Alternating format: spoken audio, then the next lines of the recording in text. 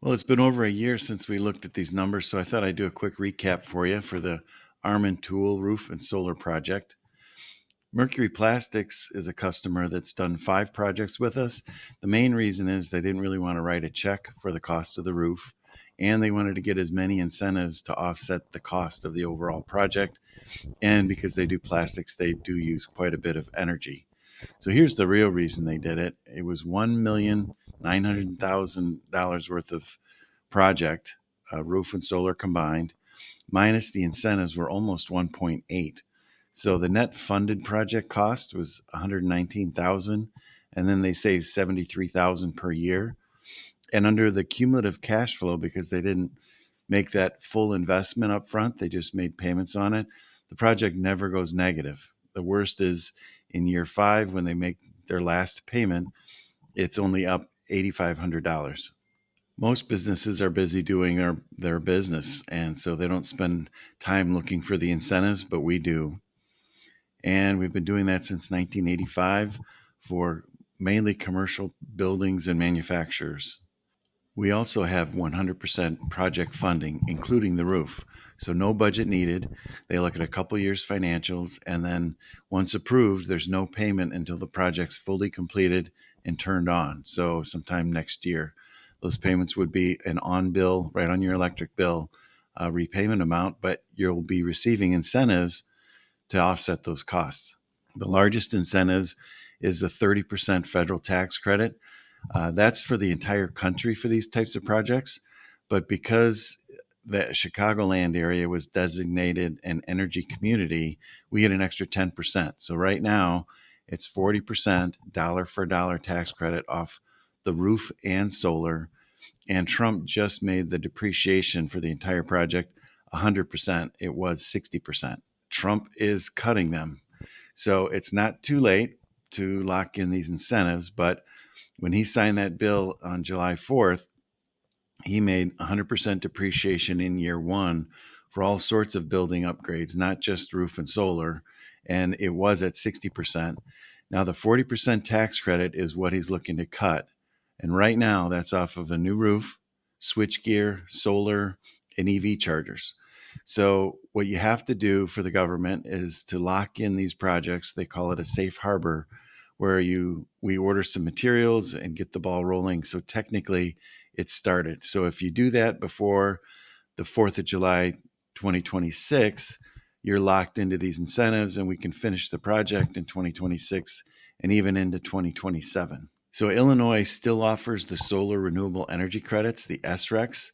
So they pay you for 15 years having that solar array turned on, but they pay you in the first 7 years of that. And then the power company funding, they have an inverter rebate from ComEd. And they're not just being nice for both of these, they charge money on everyone's bill to fund these programs. And so, unless you do a project, you never get that money back. And as you can see here, Kane County is an energy community for 2025, 2026. We don't know when they take the reading if that's going to continue or not. Also, we use Bloomberg certified tier 1 equipment. So the panels are produced and assembled in Georgia, and they stand behind it with a 30-year warranty. And we're warrantying the production number for the full 30 years. So Camcraft did a project with us. They did have numbers to do the roof, but they ended up doing the roof separately. They did it a year before they did the solar. So they missed out on a 40% tax credit just because they didn't do the project combined together. So here's Armin Tool, the same setup we did before, 904 panels, 7 inverters. With that new roof that goes on there, we don't put holes in the new roof. It's a weighted ballasted system. And then they're tied into what is called a net meter. So ComEd would install net metering in there. So what happens is if you're closed on the 4th of July, you're producing energy, it gets measured, and that credit stays on your account number until you use it. So there's no expiration date on those. So your system size is 533 kilowatt system. There's a 30-year warranty, as I mentioned. And here's the number, 537342. kilowatt hours, we're guaranteeing that number is produced for a full 30 years. And with your savings number, we calculated that last year when you were paying 8 cents per kilowatt hour, but I'm sure you're paying more than that now because rates went up significantly. So that savings number is probably larger. But when you plug in this 537, 342 number into the EPA website, it calculates this 381 CO2 metric tons of greenhouse gas emissions that are reduced per year. So as I mentioned, that savings number could be higher. The solar project cost is $1,065,000. The roof was $585,000. So the project cost cash is 1.6, and there's an inverter rebate that we guarantee and we deduct from the project. So you never pay for that, and we wait for that rebate till the project's fully completed and turned on. So the net project cost cash is 1.5.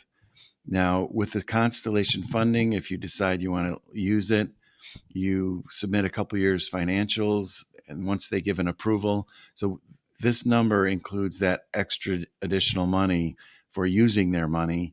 But what's a little different about that is that larger number qualifies for the tax credit and the depreciation number because it becomes part of the project cost.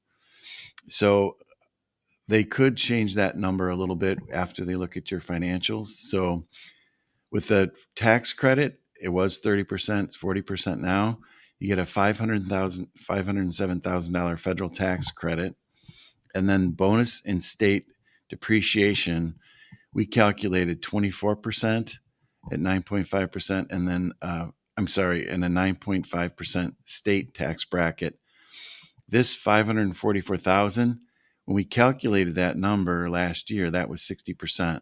So we haven't updated these numbers yet. It's now 100%.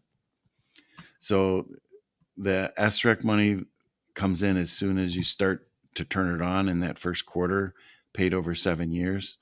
So at the bottom here, you've got a roof and solar funded price, $2,034,000, minus the incentives, 1.4. So that leaves 582 left over that the incentives do not cover.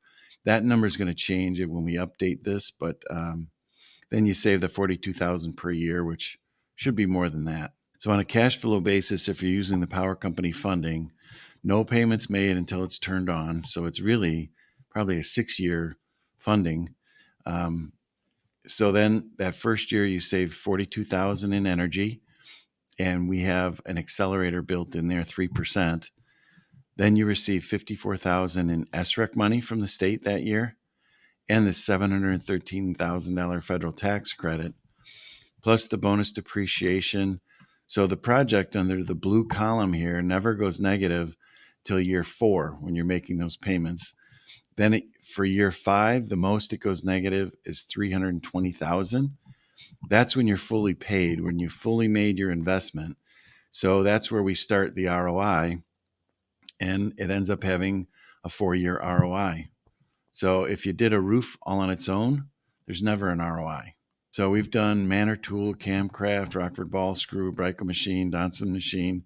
Maybe Mercury Plastics is a customer of yours. They've done 5 projects with us, Chicago Boiler, and many others.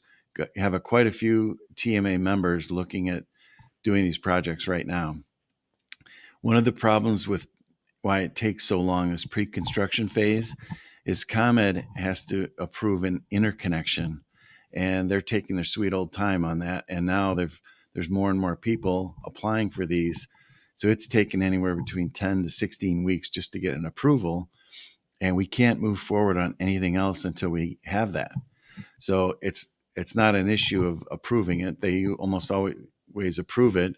But the problem is it just takes so long to get going. So we're talking probably putting the roof and solar on next year at this point. So we did have a beer distributor, Kloss Distributing, had an expensive roof. They had a 5-year ROI on it as well. He couldn't believe the program and thought, this sounds too good to be true, but he gave us a little testimonial about a year and a half after he did the project. About a year and a half later, we can say never paid a dime for anything. Got over $2 million worth of solar equipment on the roof, and we're going great. Jim and his team at Revenue Task Force did a great job finding money everywhere between incentives and grants and rebates, tapping into federal money, state money. The energy companies are offering an incentive. So it was really, really a great program. Really happy with what we did here. And with that, thank you for listening.